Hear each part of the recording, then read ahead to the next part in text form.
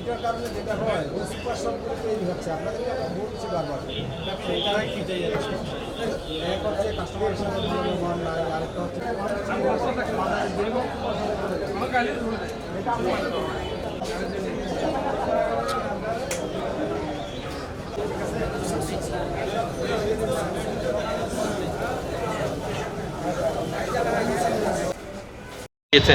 আমরা মাছ মুরগি এবং সবজির বাজারটা আজকে তদারকি করেছি। মূল্য তালিকা না থাকার কারণেই আসলে জরিমানাগুলো করেছি। আসলে মূল্য তালিকাটা না রাখার কারণেই মূল্যটা আপডেট হয়, এদিক সেদিক হয়।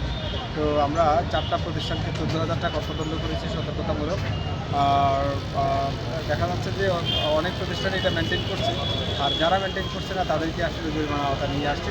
আমরা তদারকি অব্যাহত রাখবো, যাতে যারা মেনটেন করছে না তারা যেন পরবর্তীতে মেনটেন করে, সে বিষয়টা আমরা তদারকি করে আমরা নিশ্চিত করব।